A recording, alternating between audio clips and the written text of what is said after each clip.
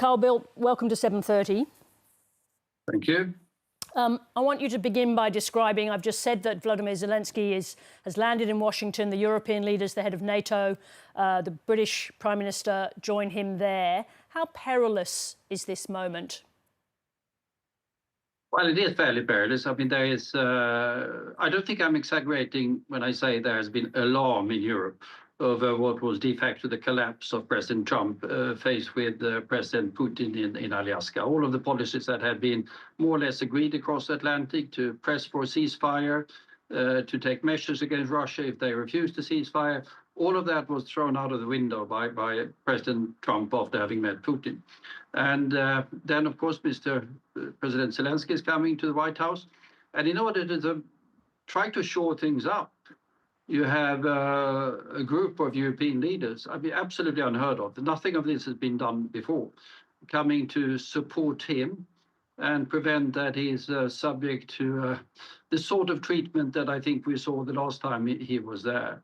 But it's the number of European leaders, putting everything else aside and rushing across Atlantic, is, I think, a good indication of the sense of alarm after the fairly catastrophic performance in Alaska. I'll just ask you about that. You've obviously been part of this kind of international diplomacy that's typically heavily worked out in advance.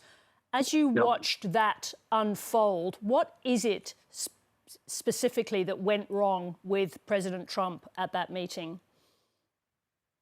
Well, everything seemed to have gone fairly wrong. The entire purpose of if you look at the run-up to it, President Trump is getting increasingly irritated with President Trump. He has difficulty with President Putin, increasing difficulty to get him to accept the thought of a ceasefire. So then the idea was that, and that was an idea that came up with his envoy Witkoff was in Moscow, there should be a summit. And there were extensive contacts between the European leaders and Trump before that. And the consensus was, yes, now we're really going to press Putin into a ceasefire. And if he doesn't agree, measures will be taken. Now, coming out of that meeting in Alaska, after all of the bomber flyby and whatever else, there was nothing. I mean, ceasefire wasn't even mentioned. On the contrary, Trump says there is no ceasefire necessary. And seem to go along with the Putin approach, which is let the war go on until I can get Zelenskyy to agree to my terms. Let's talk about. I want to talk about some of the ideas that have been raised by President Trump during and after, and since he got back to Washington. There is now talk of security guarantees. What kind of security guarantee would have to exist for President Zelenskyy and the Ukrainians to possibly accept some kind of peace deal? Well, that's going to be up to President Zelenskyy to decide. I think that needs to be a fairly solid security guarantees. Is that something that is possible? Now, he has sounds coming out of Washington that they're ready for some Article 5 type security guarantee to Ukraine. And let me just explain to our viewers that would be the equivalent of like the NATO trigger, an attack on one is an attack on all. Yes, but not backed up by the organization, I mean, all of the command and control and forces and whatever that is there in NATO.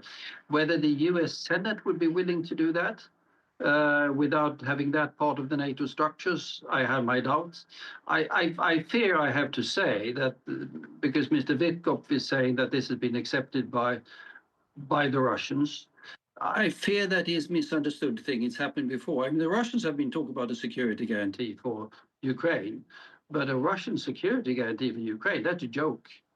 So what would be a security guarantee that the Europeans and Zelenskyy could possibly even imagine relying on? Would that have to involve a firm commitment, if such a thing is possible, from the United States that they would put troops on the ground, that they would have air support to any troops on the ground in Ukraine? Is that what we're talking about?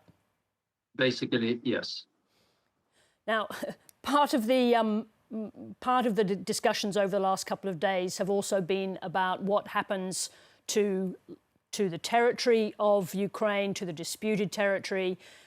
We now hear that there is a suggestion that Ukraine should yield some of the territory in the eastern part of Ukraine, Donbass, It's not even legal in the Ukrainian constitution that they should yield territory. If this becomes the demand from President Trump united with President Putin, what happens next? Well, that idea is not going to fly, because what you're talking about is a piece of territory, a piece of Donbass that is heavily fortified, that the Russian army has been trying to capture for the last 30 months. And the Ukrainians have been spending blood and blood and blood to defend. For them to just give that up and give up their forward defense position is, I think, unthinkable. And the European position, and was the position also with Trump until fairly recently, was that freeze the front line. Just ceasefire, freeze the front line, try to stabilize the front line, and then take the political talks from there. But to have as a precondition from the Russian side that the Ukrainians should vacate territories and fortifications that they have fought heavily to defend for the last 30 months. It's a non-stop. I can understand the demand from the Russian point of view, most certainly. But I can understand it's not going to fly. But what would happen to Ukraine in the event that they did withdraw from the position that they're holding at the moment? Presumably they would remain vulnerable in much more difficult territory to Russia in the future. What possible guarantee could they be given that they would be safe in that position? If they were to withdraw from this particular piece of territory, which I think is nearly unthinkable, but say theoretically, then the geography is such that that opens up for a much easier Russian advance into the rest of Ukraine. Even if the basic security guarantee is always going to be the armed forces of Ukraine and what we can do to modernize them, to train them, to equip them, in the years ahead, it will require very much more efforts to be able to defend Ukraine. We should not have made any illusions about Vladimir Putin. He has a long-term ambition when it comes to conquering Ukraine. It's not something that is this week. It's for the duration of his mandate.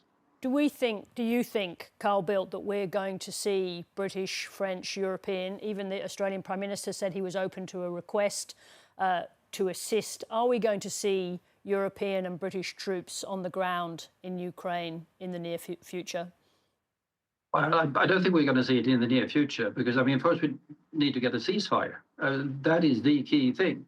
And so far, the Russians are firmly resisting a ceasefire. If we manage to force them into ceasefire, but that is not going to happen if Americans are not willing to put pressure on Putin and increase support for Ukraine. If we get the ceasefire, yeah, then could conceivably happen. Carl Bildt, thank you very much indeed for joining us this evening. Thank you. Thank you.